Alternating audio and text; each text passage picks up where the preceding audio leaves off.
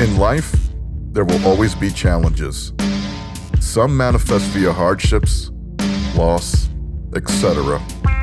And some are direct challenges that come from other people, whether it's from haters or supporters. I'm Frank Martinez from This Really Happened, where we tell true stories and how they've affected our lives. In today's episode, we are going to continue our dive into the realm of the real Karate Kid. Stay with us. The beans are about to be spilled. In the previous episode of The Real Karate Kid, we left off at my first black belt test. A lifelong friend of mine, Jaggy Monster, was in attendance.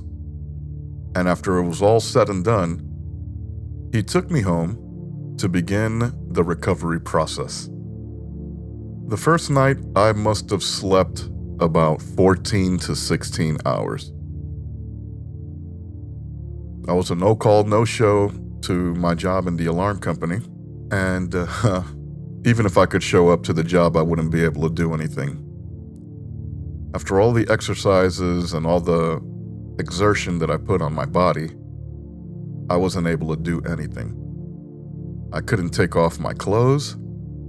I couldn't take a shower by myself. I couldn't even wipe my own ass. For the first, felt like a month, the Jaggy Monster was doing all of that for me. That's a true friend. To sit there and wipe somebody's ass. I wasn't even a geriatric or anything like that. There was some really trying times. So in the aftermath of everything that I had to do for my black belt test, all of my muscles were full of bile. My biceps were huge, my chest was huge, every single ab was filled with bile, everything hurt. Like I said before, I couldn't take my clothes off, I couldn't do anything, I was an invalid. The recovery process took about 3 months, and I believe that during that time, Jaggy Monster saved my life. He fed me, he took care of me, he made sure I had whatever medicine I needed, because at that point I had already cut a little ties with my family. I had a really bad taste about what happened with my grandmother, and I wasn't going to go back to my father's house for the reason because I lost the job that he got for me. So I'm sure he wasn't happy with me, and I honestly didn't want to deal with those problems. Jaggy Monster wasn't only a friend that nursed me back to health in dire times. He was also a martial art practitioner alongside with me, and a very good one at that. I remember back in high school, he would do backflips in the train station while we're waiting for the train. He was about 145, 150, and one summer passed, and he comes back and he's like 240 pounds. I don't know what happened to him. I don't know if he had some kind of medical problem, maybe a thyroid issue, but till this day, it's none of my business, and I never asked him. I remember one sparring match that we had, I had a go-to technique that I would use to end the fight. I would do a front flip, and then I would come in with double axe kicks behind it. And until this day, Jaggy Monster has been the only person that was able to stop that. Because in point sparring, the first point struck is the one that counts, not the ones that hit afterwards. Stopped me right with a front kick to my forehead, man. He was good. He was a really good fighter. Had full splits on both sides, very technical, a previous Taekwondo background, and then he joined our Goju Ryu school, and I think that's where he really flourished. His techniques went to another level there. I have a funny story with Jaggy Monster and Westman. I really don't know where to fit this anywhere, so I'm going to say it here while we're on the topic of Jaggy Monster. There was this one time, I can't remember where we were, but I do remember where we went. Westman had his car, Jaggy Monster had his car, and I had my car. We had the bright idea to go to White Castle. So we go to White Castle, this is the one in the Bronx on Fordham Road, and we go in there and we pig out, obviously. And Wes and I at the time smoked, currently I'm in the process of trying to quit smoking, and I believe Wes has quit smoking altogether for a while now. Well, anyway, Wes and I were smoking, and Jaggy Monster's there with us. He never smoked or anything like that. And he was just sitting there with us. We were talking, shooting the shit, you know. Literally. In one, I let a fart go, and we're just talking, and Wes is like, damn, that stinks, right? Jaggy Monster, he had an adherence reaction to sniffing that fart. He was like, was that you? Oh my God, why? He starts cleaning the windows at the White Castle. He starts cleaning the windows at the White Castle, starts tidying up, right? I don't know what happened to him mentally, but he sat in the passenger side of his car. I'm like, who's gonna take you home? This guy's brain was gone. He was lost. I don't know what happened. The moral of that story is, don't eat White Castle. So all White Castle jokes aside, Jaggy Monster has completed his task of bringing me back to full health, and it's time for me to start my life, right? I got a job as a data entry specialist for JP Morgan, and that's where my career in the IT field started. It was a 2 to 3 week project, and I showed talent in the IT field, and they recruited me directly from that team to come and join their IT team. At this point in my life, I was ready to go back into martial arts. My sensei for the Goju Ryu system, he decided to move his dojo to Riverdale. The dojo was inside the YMCA of Riverdale, and that was just too far for me to go, and especially with how tough these workouts are, then having to commute back home, it would be very bad, especially when you're that tired and exhausted. So instead, I was studying with our Shotokan master, and he had struck a deal with one of the local Catholic schools to use their gym as a dojo. Shotokan mixed with the nerve striking of ninjutsu has to be my favorite combination of martial arts. The difference between Shotokan and Goju Ryu is the same difference between Japanese jiu-jitsu and Brazilian jiu-jitsu. They're both the same type of style, but one of them is for sport and the other is for combat. Goju Ryu is more of a hard and soft style, basically to try to control the opponent, as where Shotokan's motto is, the House of Shoto, Iken Hisatsu, to kill with one blow. So obviously that appealed to me, and Shihan did not hold any punches. He was the type of guy that wanted you to seize opportunities in the battlefield, because one day these techniques might be responsible for saving your life, and he took that very seriously. By this time in my martial arts career, I had figured out how fragile the human body was, and I was walking the path of being a humble martial artist. My sensei that had the martial arts school in the YMCA in Riverdale, when the YMCA would be closed, so would his martial arts school. So we had one of the guys that I used to train with back in Goju Ryu come and train at the Shotokan school. We're gonna call him Double L. Double L by this time is in his prime, fully built, just a specimen, 3rd degree black belt. This kid is a monster. We're training one day and we're doing a simple hammer throw technique, which is grab the arm, bend it in an L shape, and then sweep the back leg and drop the person on the floor. Double L was training with me and he was body slamming me. And it's fine because that didn't hurt me. I know how to break fall. We did jiu-jitsu extensively. You can throw me as hard as you want and I'm not going to fall awkwardly. And then it's my turn to do the techniques to him, and I'm going through the technique motion. I'm not throwing him as vigorously as he was throwing me. And Shihan says, Francisco, do the technique properly so that you can see it works. And I told him, oh, it's fine, Shihan. I know the technique works. I know how to do it. He goes, do the technique properly so that you can see that it works. And that was basically him giving me the green light to body slam this guy as hard as he was body slamming me. So I look at Double L and I'm like, are you ready for this? He goes, oh, yeah, it's no big deal. Ladies and gentlemen, The torque that I generated on this throw, it's something that you would have to see to understand how vicious it was.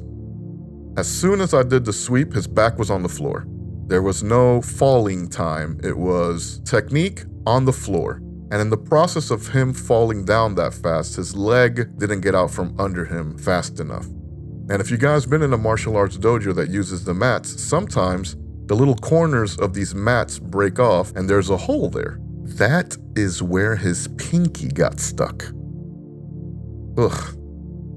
For those of you that like eating celery, when you hear that, that's exactly what his toe sounded like. Ugh. So he's on the floor screaming, punching me in my arm. You did this, you did this.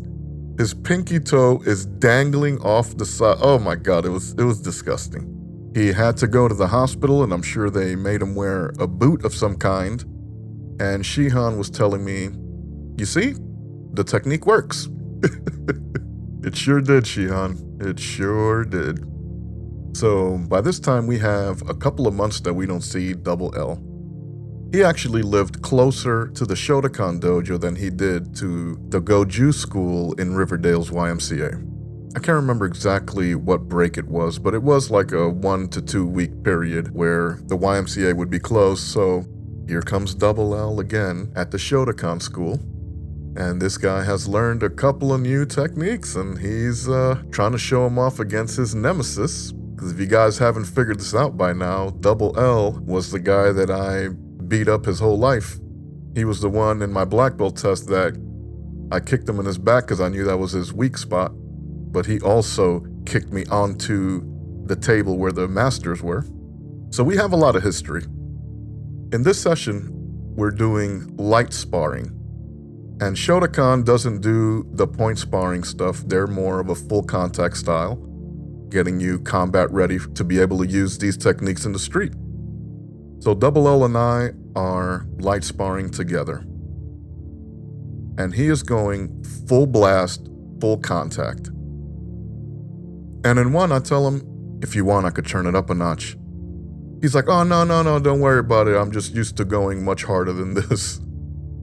So he calms down, we're fighting, and then he goes full blast, full ham again. And I tell him for the second time, if you want, I can turn it up. And he's like, no, I'm sorry. It's just my training from the other school. This is how hard we go, and that's what I'm used to. I'll slow it down for you. He's gonna dumb it down for me. Thank you so much. You are so benevolent. So the third time he goes crazy, I show him a technique that he's never seen before. He's coming at me full blast. I catch his hook punch, turn his wrist over, showing that I could have broken his wrist. I take my hand, knife edge, slide it all the way from his wrist to his elbow, push on his elbow, showing him that I could have broken his elbow.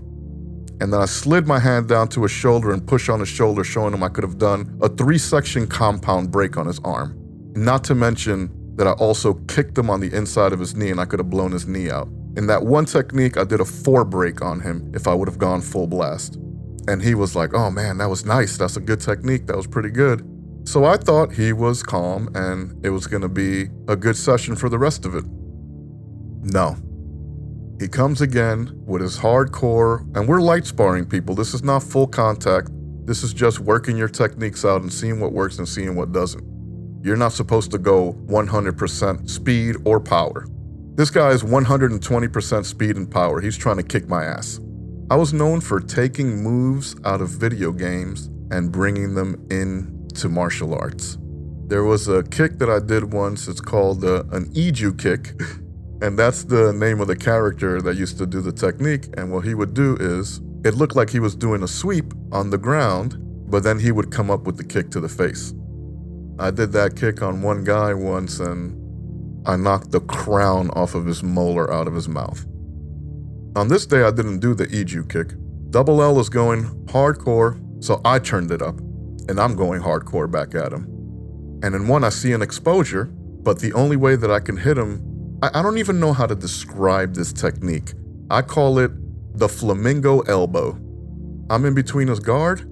I have my right foot planted on the ground, and I raise my back leg and my left elbow comes sweeping up across like an axe kick and hits him on his chest, and I flatten him out on the ground. And that took a lot out of him. That took the wind out of him. He was done after that. So it's about a month that I don't see Double L, and I'm getting a haircut in my favorite haircut spot, and I'm talking with my barber and we're having a good time, and he sees me through the window and he comes in and he's like, "Hey, with how hard you hit me the last time that we fought, I've had heart palpitations ever since." I was like, "Oh man, I'm sorry to hear that." And he left. And then I was talking with my barber and he was like, "What do you mean the last time you guys fought?" I go, "Oh yeah, we do martial arts together." And I told him the story of how he was going hard with me, and then I turned it up on him. And he was like, "Serves him right." I mean, I don't know if it serves anybody right to have an irregular heartbeat, but hey, those are the consequences sometimes, I guess. After the break, we're going to go into the problems that I had at Bear Stearns because of martial arts. Stay with us. The beans are going to continue to spill. By this time in the World Trade Centers have fallen due to a terrorist attack. In the middle of all of this, JP Morgan acquires a company called Chase, and they begin the largest layoff in the financial sector's history. They got rid of almost 500,000 employees to make this deal happen. At this point, I was a junior network administrator. I was in charge of the Global Markets Group, and our offices reside at 245 Park Avenue. Monday, I show up to the office, and I look at the queue, 7 o'clock in the morning, not a single ticket in there, and I found that strange.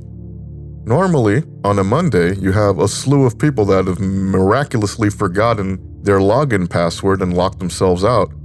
So I would have a plethora of lockouts to take care of before the day even started. Nothing. 11 a.m. rolls around, and I don't have a single ticket in the queue. I found that really strange. So I go down to the floor. I leave my office and I go down to the floor, and I'm looking to see what's going on. And everybody remember their passwords. They're having no problems. What's going on? Ghost town. The byproduct of JP Morgan buying Chase, in air quotes, they call it a merger, which is not what happened. They didn't merge with Chase. JP Morgan bought Chase so that they could hide their name under a good company. And now it's no longer JP Morgan. It's no longer JP Morgan Chase. It's just Chase. After this restructuring of the company, the entire department that I was in charge with, the Global Markets Department, was gone. I was in charge of 500 to 650 users. And from one day to the next, they were all gone. I call my manager and I'm like, "Hey, what the hell is going on?"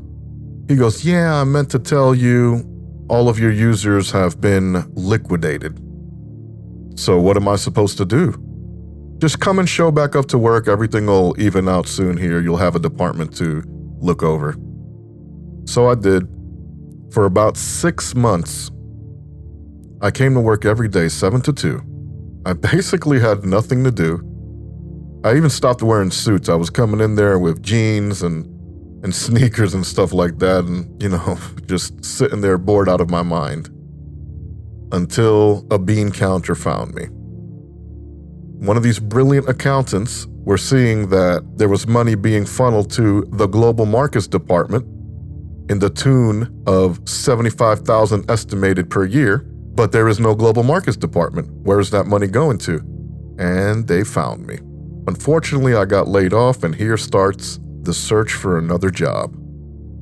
I was able to acquire a position at Bear Stearns via a company called Unidata. They're a consulting company that would offer technicians to large corporations so that they wouldn't have to have those people specifically on their payroll. They would deal with their benefits and all that stuff. These were some of the best times of my income generation. This corporation saw that I was really talented and I had a lot of different skill sets that they could utilize in other accounts. So what they would do is, and this is actually pretty dirty, but they would double dip me. They would bill Bear Stearns for me, even though I wasn't there. They had put me on projects such as NBC cleaning out their iMac department. They had put me on a project with Bloomberg as well to do rollouts of their computers and stuff like that. And all in all, they would bill all these separate people for my services, and it's only fair that they'd paid me too, so I was getting paid really well. When I was on a project with Bloomberg, I met this guy, and we're gonna call him Sage Leo. We hit it off really good. He was a very enthusiastic martial artist, and I didn't tell him that I was in martial arts because at this point, I knew exactly where that would lead. Oh, you know martial arts? Let me see what you can do, blah, blah, blah, whatever. I'm looking at Leo and I'm like, man, this guy has potential to be a good martial artist. I should invite him to come and join my school. He had a northern kung fu background style. And in his mind, he thought that was the best martial arts style in the world. And I'm like, you really don't know what you're talking about until you see what Shotokan is. So I bring Sage Leo into the Shotokan Academy. At this moment in time, the project at Bloomberg is coming to an end, and Sage Leo is about to be laid off. I've been studying martial arts with him now for a few months. Great guy, man. I even gave him a place to stay in my house. I think I might have just blown up his spot. Everybody probably knows who he is now. Well, anyway, I put in a really good word for him, and I was able to get him a position in the iMac department at Bear Stearns. And that's when the problem started. It's not his fault. He is a very enthusiastic martial artist, like I said before in the beginning. But man, oh man, I thought I kept a nice low profile, you know. At this point in my life, I had already gained a little weight, so I didn't look like much. And all of the meatheads there in the iMac department in Bear Stearns, they were all martial artists as well, and bodybuilders and all this stuff. Don't get me wrong, we had some good guys. We had Martinez. That's what he would call me. And we had the Champion. We had Kratos. We had a lot of good guys, man. Really good technicians, top tier, high quality guys. But you also had the group of meatheads. At this point, Sage Leo is convinced that Shotokan is the best martial arts style in the world, and he invites his friend that he believes is the best martial arts fighter that he's ever seen. Long story short, it looks like I'm toying with the guy when we're sparring, and Sage Leo's convinced that I'm the best martial artist in the world that he's ever seen. Maybe that could be brought in some bonus content. I have an idea of some bonus content that I want to do. I'm going to call it the Brooklyn Chronicles. But maybe that story could be said in the Brooklyn Chronicles. It'll be short little snippets for you guys to hear. So anyway, Sage Leo's convinced that I am the best martial artist in the world that he's ever seen. He's at the job, and one of the meatheads see him that he's throwing a couple of techniques into the air. And they're like, oh, you're a martial artist? That's cool, maybe we should spar sometime. You see what I'm saying about the challenges? And he goes, yeah, I do Shotokan in Frank's school. Frank's school? Yeah. That guy's the best martial artist in the world. Why did he say this? Why did you do this? There, the minion goes and reports to the head honcho in their group, and we're gonna call this guy Red. Red was about a 6'2" bodybuilding guy that also did martial arts. If anybody ever heard me back then in the day when you had the really buff people in UFC, or like a guy like Jai White, I was like, guys that big should not be that skilled in martial arts or shouldn't know martial arts at all. He was one of those guys, really big, really strong. And here comes 6 to 7 guys. Hey, I heard you're a martial artist. I'm like, oh, I don't study martial arts. What are you talking about? They were like, Sage Leo said. I said, God damn it, man. Sage Leo said that you're the best martial artist in the world that he's ever seen. And I told him, I know a couple of things. And that's when the first challenge started. Why don't you show me what you can do? And I told Red, I don't play fight. And maybe that's what started the whole deal. Maybe I shouldn't have said that. So for a long time, I was able to avoid a direct confrontation with Red and his minions, because I would do little things to keep them at bay. They would be like, oh, we're gonna go to the gym and we're gonna spar if you want to tag along. And I kept on telling them, hey, look, if you want to spar, you can come to my karate school and we could spar there. And nobody had the time to go uptown. One of the minions was practicing his techniques on a wood pallet. We would get a lot of pallets over there at the iMac department because we were in charge of installing computer systems, softwares, and all kinds of stuff. So one of the minions is over there punching a pallet and he's trying to break the thing.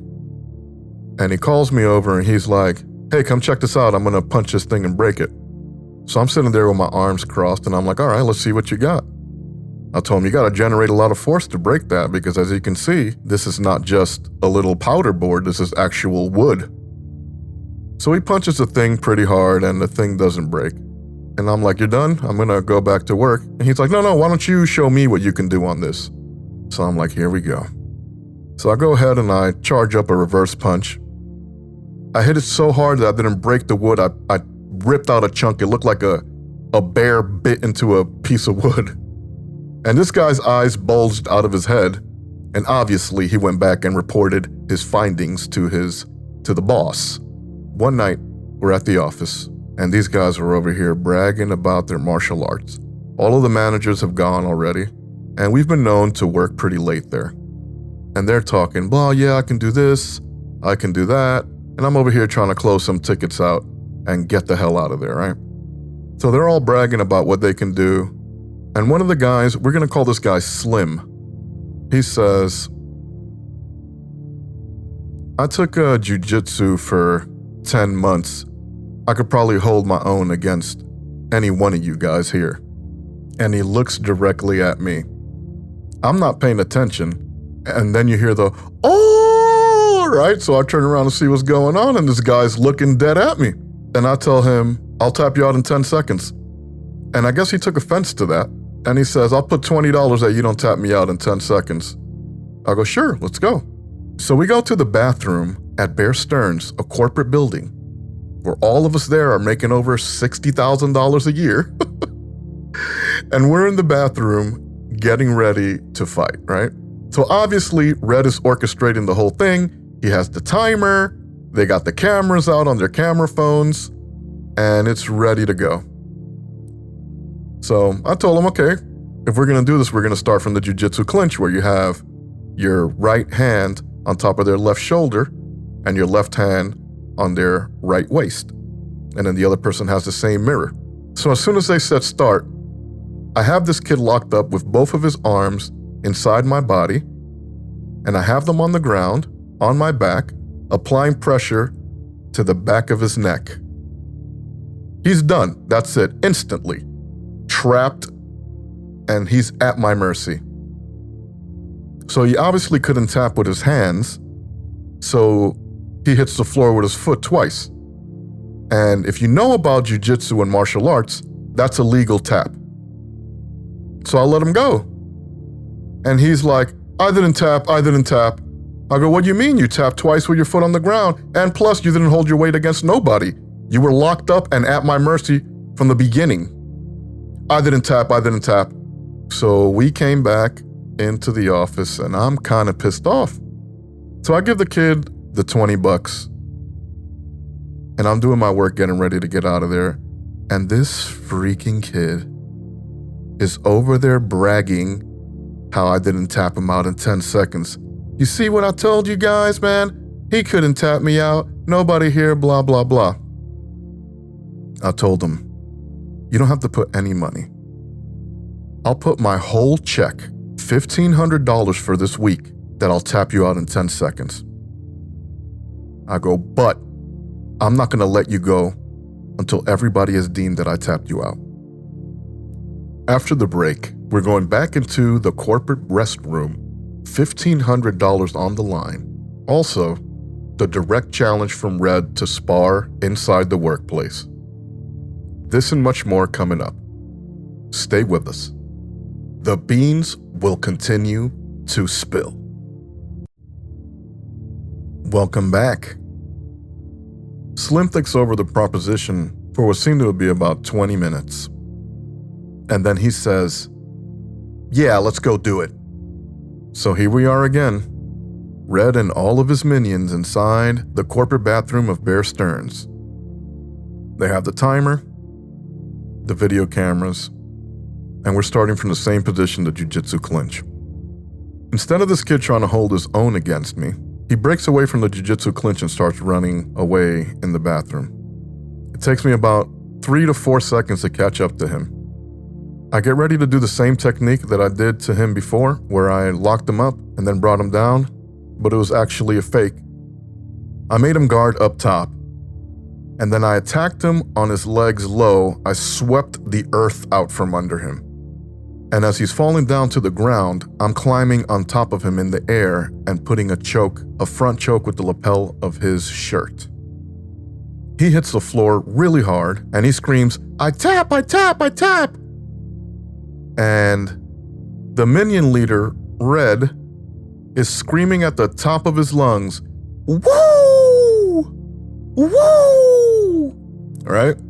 And mind you, this isn't a corporate building. This is not a playground.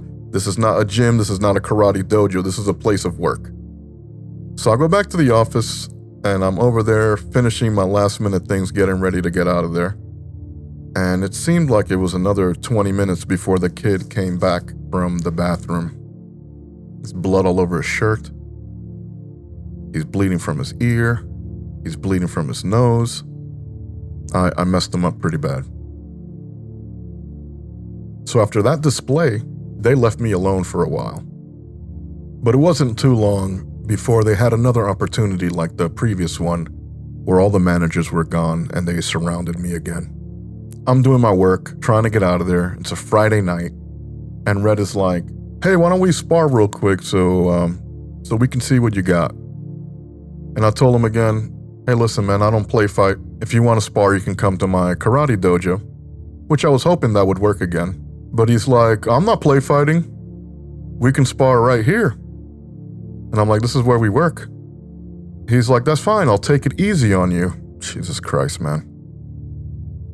So I'm like, "Man, I got these work shoes on. I really don't want to do this." And he puts me in a position where I can't say no anymore. So here we are, facing off, and I'm looking at this meat neck, and I'm like, I'm gonna have to hurt this freaking guy, man. I'm gonna have to hurt him. Surrounded by his minions, and I'm in a situation that I cannot get out of. Right away, I noticed that this guy's techniques are not on par with my fighting level. So I'm like, thank goodness, man. Thank goodness.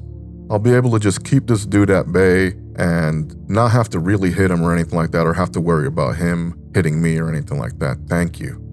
We're fighting. He's throwing his bullshit techniques. I'm blocking him.